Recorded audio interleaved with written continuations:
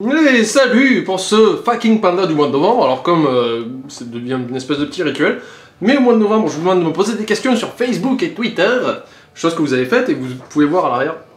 Cette fois-ci j'ai décidé de les imprimer et j'ai dû utiliser des feuilles que m'étais déjà servi pour une vidéo en anglais que je fais avec Welshi. Ça ne veut rien dire comme ça tout seul, ça veut strictement rien dire. Quoi qu'il en soit, à chaque fois que je fais ça, je bloque la lumière, c'est génial. Nuit, jour. Voilà, une émission avec des effets spéciaux. Bon, je vais essayer de pas trop perdre de temps sur cette vidéo. Mais quoi qu'il en soit, vous avez des questions qui étaient sympas. Il y en a auxquelles je ne répondrai pas tout simplement parce qu'elles ont déjà été posées. J'ai pas de souci à me répéter, mais il me semble qu'il y a certaines questions où j'ai déjà répondu 2 ou 3 fois. Je sais que vous êtes des nouveaux abonnés qui arrivent. Je vous invite à regarder les vidéos d'avant, ou des fois je répondrai quand même plusieurs fois. Donc, première question de Hawkeye NDCU. Ton super-héros préféré et t'as pleuré à la fin de Walking Dead de Telltale. Mon super-héros préféré.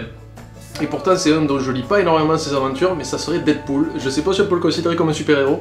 J'aime juste, comment on appelle ça, un mime en fait, c'est parce que, pas le mime Marceau, un mime, le mot anglais même, en français on dit même je crois. C'est parce que c'est un personnage un petit peu foufou, un petit peu absurde, qui casse le 4ème mur assez régulièrement, ça me fait marrer. Après je suis pas un énorme fan de super-héros, donc voilà. Et est-ce que t'as pleuré à la fin de The Walking Dead? Non, vous pouvez le voir sur mon let's play, je ne pleure pas. La fin est très touchante, mais j'en ai pas pleuré. Question de DJ Chaomatic. Quel est le site internet, à part les sites habituels, genre Facebook, Twitter, etc., où tu aimes passer le temps? J'aurais dit du temps, mais pas important. Un que j'aime beaucoup, où je vais regarder un peu toujours, c'est HugeLol et 9gag. Ce sont deux sites un peu similaires, c'est marrant parce qu'ils se font une guerre assez étrange. Moi j'aime bien regarder les deux, ça me dérange pas. Bon bref, ça c'est des sites où je passe pas mal de temps. HugeLol et 9gag, c'est des petites blagues, des trucs postés comme ça. Ce temps-ci j'ai découvert aussi, d'ailleurs pas HugeLol, Cyanide and Happiness, c'est des petits comics, des webcomics en fait, sur relativement drôle. J'ai essayé de vous mettre, je vais essayer si j'y pense de vous mettre tout ça dans la description, hein, pour que vous puissiez aller voir par vous-même. Que penses-tu du format de la MIG cette année? Le MIG, c'est le Montpellier Games, c'est une convention qui normalement avait 2 jours réservés aux professionnels et 2 jours le samedi et dimanche au grand public.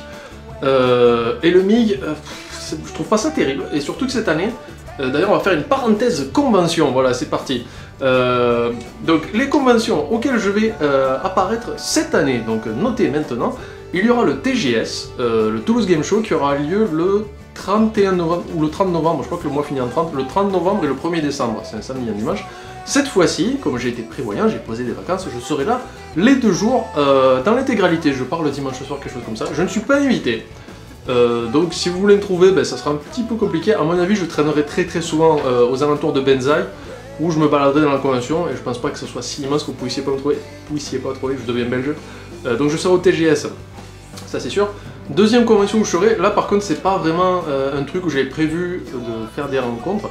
Parce que je sais, enfin, je pense avoir des abonnés sur le continent américain. J'ai beaucoup de mal ce soir, excusez-moi. J'ai quelques abonnés sur le continent américain, ce qui inclut Québec, Canada, États-Unis, peut-être ailleurs, je ne sais pas. Et chaque année, en fait, au mois de janvier, je me rends à une convention qui s'appelle le MacFest, qui est une convention dédiée aux jeux vidéo old school, parce qu'il y a des bornes d'arcade par milliers et gratuites en plus, et des concerts, avec surtout des groupes dédiés à la musique jeux vidéo. J'y vais chaque année pour voir des amis à moi qui sont là-bas. Et je me suis dit, bah tiens, pourquoi pas le signaler à mes abonnés YouTube, si jamais vous êtes dans le coin, bien sûr, c'est pas un truc organisé où je dis, allez, venez tous, non. C'était vraiment du pur hasard, parce qu'il me semble que même en voiture, pour venir de Montréal à MacFest, il faudrait 10 ou 11 heures. Ça se passe aux alentours de Washington, c'est du 2 au 6 janvier, il me semble, c'est une super convention. Si vous avez l'occasion de venir, que vous vivez sur ce continent-là et que vous pouvez vous permettre, moi je vous conseille vraiment de venir parce que c'est vraiment une convention cool. Moi j'y vais juste pour rencontrer mes amis, mais je sais que cette année il y a des invités qui sont très bien, comme il y a le Angry Video Game Nerd, la personne qui a inspiré plus ou moins le joueur du grenier par exemple. Il y a John Tron qui est un youtubeur américain que j'adore complètement. Et après aussi il y a d'autres personnes comme il y a John St. John, la voix de Duke Nukem. M'intéresse pas des masses en fait. Mais après surtout il y a des gens qui m'intéressent que j'ai envie de voir, c'est Tommy Tallarico, compositeur de musique de jeux vidéo, il me semble qu'il a fait un Sword Gym. Je pense qu'après les autres je me rappelle plus vraiment.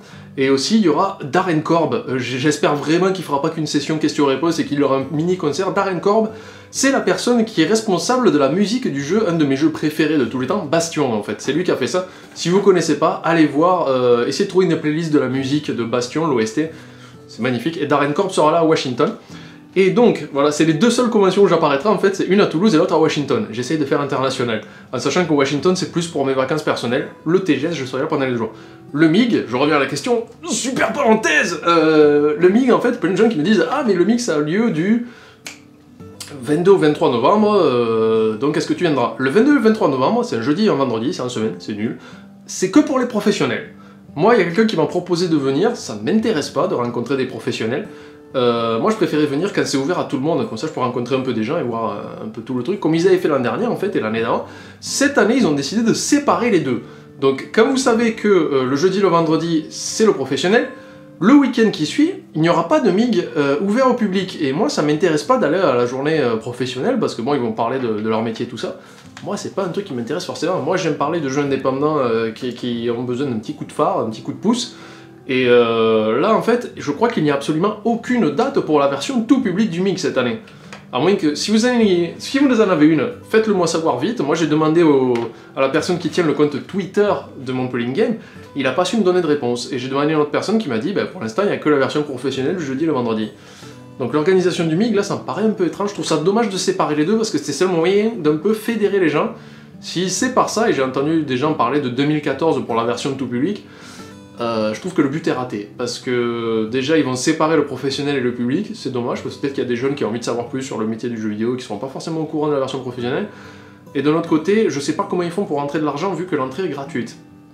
Et je ne dis pas non plus que toutes les conventions doivent être commerciales, mais il faut quand même s'y retrouver un peu là-dedans, et je sais pas comment ils organisent ça. Donc le MIG pour l'instant, je n'y serai pas. Si jamais il y a une version tout public du MIG, oui j'y serai, je viens à Montpellier, donc forcément j'y serai. Alors, question de Seigneur Rakira, excusez-moi. Tu dis pain au chocolat ou chocolatine? Pain au chocolat. Voilà. Je vais essayer d'aller vite parce que ma batterie est en train de mourir et je n'ai pas mon chargeur aujourd'hui, donc c'est génial. Question de James ADG. Je me demandais pour t'avoir déjà IRL, oh mon dieu, sans avoir osé t'aborder, comment tu le prends quand on t'aborde dans la rue? Alors je fais partie de ces martiens qui disent bonjour, ça va? Et voilà. Non, il y a eu, je crois que j'ai eu 2 ou 3 personnes sur Montpellier dans ma ville qui m'ont abordé en me disant excuse-moi, c'est toi le Stade Panda? Je fais oui, bonjour, tu vas bien? Et en général, ça s'arrête là parce que très souvent, et c'est normal d'ailleurs, vous savez pas quoi dire à un youtubeur, et moi non plus. Parce qu'au final, on est des personnes qui ne se connaissent pas, mais je reste toujours très poli, et la personne aussi, donc ça c'est cool. Après, si la personne a des choses à me raconter, ben, j'écoute toujours, il y a des gens qui me disent « Ah, j'aime beaucoup tes vidéos, machin ça », je fais « Merci, c'est gentil ». Donc ça me... J'ai pas envie de dire « Ouais, ça me laisse indifférent, je suis une rockstar », mais disons que je suis relativement normal dans la vie de tous les jours. Question de Subs, avec une magnifique photo de Zach Braff. Comment et quand as-tu découvert Doctor Who? Qu'est-ce qui a fait que tu as accroché? Alors Doctor Who, j'ai découvert ça grâce à mon ami gallois qui s'appelle Welshi, qui est un pote à moi depuis très longtemps maintenant, que j'ai rencontré sur le site Zaga with the Glasses, et d'ailleurs que je vais retrouver à Washington. Et lui, il est ultra fan, hein, c'est une bible absolue Doctor Who, et il a réussi à m'y intéresser parce que je me demandais de quoi il parlait les 3/4 du temps. Et après je suis resté parce que Doctor Who c'est cool, enfin, j'ai réussi à accrocher assez facilement, et je suis relativement fan de tout ce qui est britannique, que ce soit l'humour ou les séries, j'aime beaucoup ça, donc je suis resté. Alors, yo Panda, je te suis depuis un mois, question de Lloyd T. Frosini. Je te suis depuis un mois et j'adore ton travail, mais pourquoi ton let's play sur Sleeping Dogs n'est plus dispo? Alors ça, beaucoup de gens me le demandaient, c'est parce que je suis un peu maniaque. Je trouvais que ma chaîne c'était un peu le bordel, il y avait de tout partout, ça me plaisait pas. Et un jour j'ai dit, je vais faire du nettoyage, les gens n'ont pas apprécié, mais bon, bah, voilà. Moi ça m'allait pas, surtout que Sleeping Dogs, il y avait que 6 ou 7 épisodes, c'était pas fini. Et j'aime pas commencer un truc pour pas le finir, sauf sur l'Indian Day, mais là c'est différent, c'est juste je mets un peu la lumière, après je vous incite à jouer au jeu parce qu'ils sont gratuits. Et voilà, et ça me saoulait d'avoir cette chaîne YouTube complètement bordélique, et voilà, c'est juste que je sais pas, après c'est pas très grave, je tiens à vous le dire. Question de Anton. Salut, que penses-tu de la Paris Game Week en général et l'incident de Call of Duty sur le salon? Merci et salut aux viewers. Allez, je vous dis salut, au moins ça c'est quelqu'un de poli. Je ne pense absolument rien de la Paris Game Week puisque je ne suis pas allé, je ne sais pas à quoi ça consiste. Et l'incident sur Call of Duty, j'en ai rien à foutre, vraiment, parce que Call of Duty je m'en fous, mais royalement. Et après, si des gens sont assez bêtes pour se marcher dessus, ils méritent le jeu qu'ils ont. J'ai envie de dire, voilà, sans vouloir les juger, mais j'ai des amis très bien, je connais des gens très bien qui jouent à Call of Duty. Mais là, je pense que c'est plus un coup de pub pour Activision pour dire. Ils se foutent royalement de la publicité négative. Dites-vous que s'ils ont fait ça aussi, peut-être que c'était volontaire. C'est parce qu'ils savent très bien que les chaînes de télévision vont s'en emparer en disant parce que si tout se passe bien, déjà ils vont jouer au jeu, tout va bien, on s'en fout. Par contre, s'il y a des gens qui se marchent dessus et qui se font du mal, les chaînes de télé publiques vont en parler, en disant le jeu vidéo c'est mal, mais eux du coup ils font de la pub, parce que quand le journaliste vient et dit oui les jeux vidéo ont encore engendré de la violence, derrière il y a une immense affiche Call of Duty Ghost. Pub, gratuite, génial. Donc ils vous ont bien eu je pense.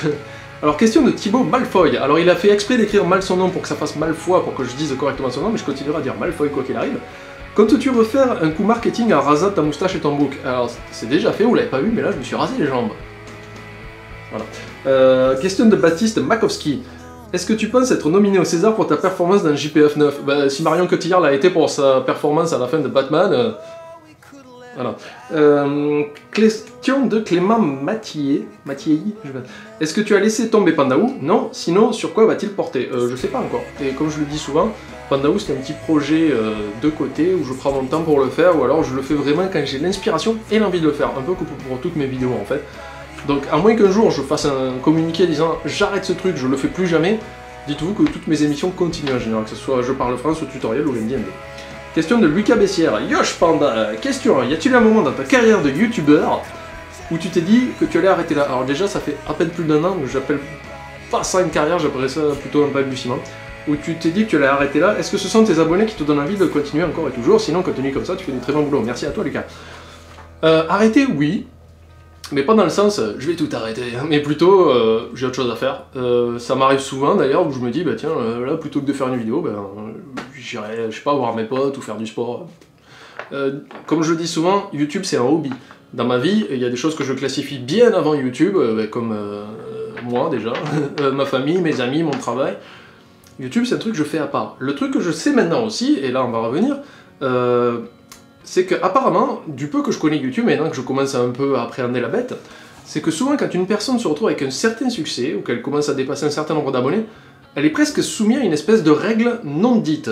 C'est-à-dire que une personne qui va commencer à faire beaucoup de vues, il faut qu'il respecte un code bien établi, il faut qu'il sorte ses vidéos tant, il faut qu'il fasse telle chose, il faut que...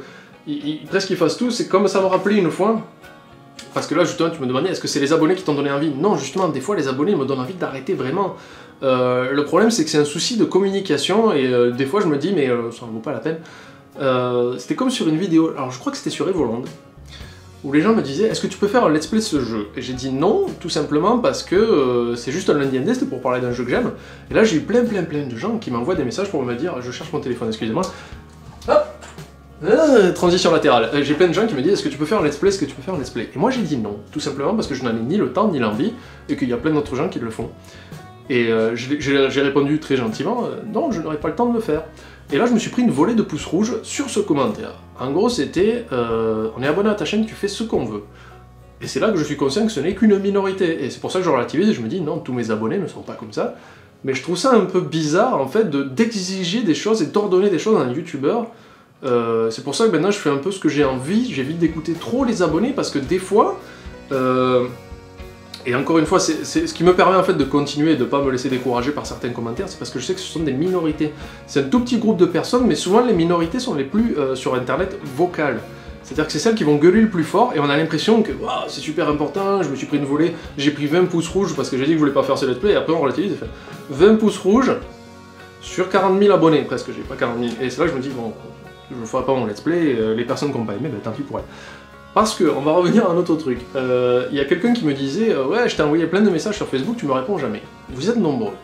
Je sais que ça peut pas paraître comme ça, mais vous êtes plus de 9 000 sur Twitter, vous êtes 5 000 sur Facebook, et vous êtes bientôt 39 000, ou vous êtes à 39 000 sur YouTube. C'est très nombreux. J'ai beaucoup de mal à répondre à tout le monde, j'ai essayé un maximum, je pense que je reste assez ouvert à ce niveau-là. J'ai un portable.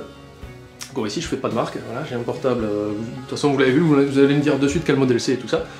Je reçois tous mes emails, c'est-à-dire que tous les commentaires, les messages Facebook et Twitter, je les reçois en permanence, je fais en sorte de pouvoir tout lire. Je ne réponds pas à tout parce que des fois ça n'est pas utile, ou la réponse est déjà quelque part, il suffit de chercher un tout petit peu, après je comprends que vous n'avez pas forcément envie. Et des fois je reçois des messages en boucle, comme là ce temps-ci, la nouvelle marotte que vous avez, c'est de me dire « Hey, il faut que tu joues à Cookie Clicker et parle de ma chaîne ». Je ne jouerai pas à Cookie Clicker, pour moi ce n'est pas un jeu. Et j'ai reçu ce message 2000 fois, et une fois j'ai dit « Est-ce que vous pouvez arrêter de m'envoyer Cookie Clicker, s'il vous plaît ?» Et non, ça continue. Ça devient un petit peu fatigant. Là, c'est ainsi, le nouveau truc que vous avez, c'est de me demander de faire un let's play sur Craven Manor. Il y a plein de gens qui me le demandent, sans arrêt, je ne le ferai pas, parce que je ne fais pas de let's play sur l'NTND, Et je sais très bien que si je mets ça dans les commentaires en disant je ne ferai pas de let's play sur Caravan Manor, je vais me prendre une volée de pouces rouges et ça m'intéresse pas. Et voilà, c'est que des fois, dites-vous, je lis tout, vraiment, je vois tout ce que vous me dites sans arrêt, et des fois il y a des gens qui sont un petit peu maladroits dans leur façon de demander les choses. C'est comme les gens qui me disent ah t'as fait une faute, tu vas passer dans Je parle France. C'était très drôle, je le prends jamais mal, mais c'est-à-dire qu'au bout de la 200 millième fois où je le vois, croyez-moi que je fais des efforts pour plus faire de fautes dans mes messages, mais des fois je m'empêche d'écrire des messages, je me dis là je suis fatigué, je vais faire une faute et je vais me reprendre une volée de messages qui vont me dire t'as fait une faute, tu vas passer à Je parle de France. Je le prends pas mal, mais c'est un petit peu fatigant à la longue. Mais après, non, pour l'instant j'arrête pas YouTube parce que ça m'amuse. Et est-ce que mes abonnés me donnent envie de continuer encore et toujours? Pas encore et toujours, mais des fois je reçois des messages vraiment très bien, je reçois des messages très gentils. J'en ai reçu un hier, un message privé sur Facebook. Une personne qui voulait que je l'ajoute sur Facebook, je lui ai dit excuse-moi, mais Facebook c'est que pour ma famille et mes amis proches. Et il m'a répondu, mais vraiment élégamment, qu'il n'y avait pas de souci, qu'il comprenait parfaitement, mais qu'il était très content d'avoir pu parler, même un bref instant avec moi. Des petites choses comme ça, il y a quand même des messages qui font très plaisir. Je vais pas vous dire, oh, vous êtes tous des enflés, oh, non, non. Comme je viens de le dire juste avant, c'est une minorité. Et au début, quand on commence une chaîne et qu'on commence à avoir un petit peu de succès, on a tendance à trop s'intéresser à cette minorité. Et elle vous mine le moral, alors qu'après, quand on prend du recul, on se rend compte que c'est un petit groupe de personnes et qu'il faut pas y faire attention, ce n'est pas grave en fait. Et là, je me dis, il y a quand même pas mal de gens, soit qui ne commentent pas et qui aiment ce que je fais, soit qui commentent et qui me disent qu'ils aiment ce que je fais. Donc je continue quand même, un petit peu pour moi, mais c'est vrai que des fois, ça fait plaisir d'avoir des gens qui demandent rien en retour. Voilà. Et là, je pense que ma caméra va mourir, il va falloir que je trouve un moyen de trouver un chargeur ou quelque chose. Mon Dieu. Alors, une autre question de Léo Brass, pardon, excuse-moi. Salut Panda, j'ai quelques petites questions. Quelles sont tes attentes pour l'épisode 50 et la saison 8? Aucune. Ou alors que ce soit bien, voilà. Que penses-tu du fait que Peter Capaldi pourrait ne rester que 13 épisodes? Ce qu'il veut, il est grand. Et enfin, monsieur et madame Vazek ont un fils, comment s'appelle-t-il? Tommy. Vazek Tommy. Voilà, on a bien rigolé. Bon. En fait, non, j'attends rien. Je m'attends juste à ce que la saison 8 et l'épisode 50 soient bien. Après, j'ai pas d'attente particulière. Colin Braquenier. Pourquoi as-tu fait des vidéos pour les anglophones avant les francophones? Eh ben, j'en sais rien moi-même, mais sur le moment, ça me paraissait cool. Voilà, j'espère que ça répond à ta question. Question de Maxime Paca Maring, qui me dit « Qu'est-ce que t'as, Doudou Dido? Dans Fanta, il y a de l'eau. Oui, mais pas trop. » Voilà, j'espère que ça répond à ta question. Jérôme Dufan. Salut Panda, comment trouves-tu les objets que tu as utilisés pour les tutoriels? PS, j'adore tes vidéos. Merci à toi. Je les trouve chez moi. C'est-à-dire que je me balade et je fais... Ça, une fourchette cool. Ou des fois je demande à mes amis, en fait je suis avec mes amis le soir et je fais un tutoriel sur quoi, et la dernière fois c'est un pote à moi qui me dit, bah, ils avaient en papier. Banco. Voilà. C'est pas intéressant comme réponse, moi. Là je crois que ma caméra va mourir, je vais absolument... Ah, et on se retrouve pour la suite, et j'ai trouvé un câble en fait, j'ai trafiqué avec ma PS3 pour avoir un cordon à peu près décent. Donc j'en étais où? Adam Bertrand, quels sont tes meilleurs pires souvenirs du tournage de Two Bold Fly, mis à part ton fou rire pour un P qui a été immortalisé dans la bêtisier? Alors là vraiment c'est pour les aficionados. Je l'ai pas là, le DV. Two Bold Fly, c'était un film américain où j'étais dedans en fait du site Zaga with the Glasses, où tous les ans ils font un film anniversaire. Une année j'ai été invité pour jouer le rôle du docteur. J'étais le docteur à bord, mais aussi j'étais habillé en docteur. Mon meilleur souvenir, c'était l'ensemble du truc, parce que quand même j'ai été... ils m'ont payé le voyage et l'hôtel. C'est cool pour voir mes amis et traîner pendant une semaine avec mes amis à tourner un film. C'était un bon souvenir dans l'ensemble, et puis c'est aller aux États-Unis, c'était à Chicago. Et le patron du site m'avait aussi invité à aller voir un match des Bulls. Donc dans l'ensemble c'était un bon souvenir. Est-ce que tu m'as demandé mon pire souvenir? C'était le tournage aussi, c'était un jour en fait où tout le monde est parti vers 11 h du soir, ils ont libéré un max de gens, ils ont dit par contre il faut qu'il y en ait qui restent parce qu'on a encore des scènes à tourner pour gagner du temps, et ça c'était 11 h du soir, on était morts, on était levés depuis 6 h du matin, 5 h du matin. Et il dit il y a des gens qu'il faut qu'ils restent, donc Panda, Fayless et tout ça. Et on reste. Et on attend. Et moi je dis au bout d'un moment, vers 1 h du matin, je dis mais vous êtes sûr que vous avez besoin de moi? Parce que je me souviens pas que je sois dans une scène. Ils font si t'es dans une scène qu'on n'a pas pu tourner ce matin, où t'es appuyé sur le poteau là, et je fais ah c'est juste pour dans la figuration, je fais soit, ok, y a pas de souci, il faut que ça tienne la route. Arrivé 3 h du matin, il me dit c'est à toi. On filme la scène, et je fais des reaction shots en fait, où j'essaye de réagir un peu à ce que disent les gens, alors que je n'ai pas de ligne, j'aimerais rien dire. 5 h du matin, on rentre à l'hôtel, et donc 6 mois plus tard, le film sort, et je me rends compte qu'il m'a croppé en dehors de l'image en fait, c'est-à-dire qu'il a réduit l'image pour pas qu'on me voit, parce qu'il voulait que l'action soit centrée sur les deux personnages qui parlent, et du coup je me suis dit, espèce de sale bâtard, tu m'as fait rester jusqu'à 3 h du matin pour m'enlever du film après, un jour j'aurai ta peau. Voilà, ça c'était le pire souvenir, mais après coup, ça m'a fait rigoler en fait, c'est pas vraiment un pire souvenir en gros. Zélia Rodriguez, d'où vient le c'est pas du 8 bits de Paca? Voilà. En fait, Paca et moi, on est potes, on se connaît, on vit dans la même ville, on vit à Montpellier. Et souvent, quand je sortais un lundi indé, lui, il le regarde quand il est au boulot, ou je sais pas, quand il fait caca, je sais pas. Et il regarde ça. Et très souvent, dans le jeu, je fais « Ah, c'est cool, ces petits graphismes 8 bits, c'est mignon, tout ça. » Et lui, le lendemain, quand on se voit, il me dit « Mais c'est pas du 8 bits. » Parce que lui, s'il connaît plus que moi. Et ça en est venu de là, parce qu'à chaque jeu, il me disait « C'est toujours pas du 8 bits. » Et après, voilà. C'est un running gag, comme on dit. Seb Dupont, pourquoi tu as commencé YouTube YTB? Alors j'imagine que tu veux dire tout. Je n'ai pas commencé YouTube, à mon avis c'est une compagnie américaine qui a été fondée par des personnes. J'ai pas commencé YouTube en fait, c'est pas moi qui l'ai créé.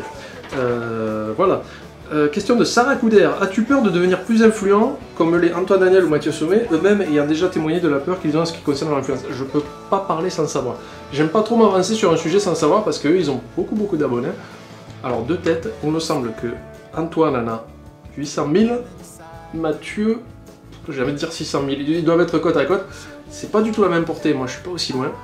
Et le truc, c'est que sur internet, vous ne me verrez pas parler de sujets polémiques, on va dire, parce que ça m'intéresse pas d'en parler sur internet en fait. Je garde ça pour mes amis ou mes cercles proches. Donc à mon avis, ce que je dirais sur le net, ça sera pas trop sujet à grosse polémique, à dire oula, Panda a dit ça, comment je dois le prendre et tout ça.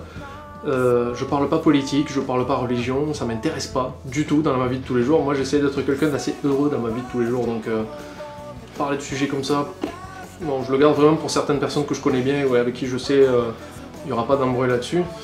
Après, je pars aussi du principe que toute personne a un libre arbitre et est capable de réfléchir par elle-même. Il y a des gens qui... Par exemple, voilà, je comprends peut-être Antoine et Mathieu ce qu'ils voulaient dire, c'est ils vont dire un truc et leurs fans hardcore vont faire « Ah, il a dit ça, ben, je vais faire pareil !» Malheureusement, souvent, ce sont des gens qui sont peut-être un peu jeunes et qui n'ont pas trop de recul.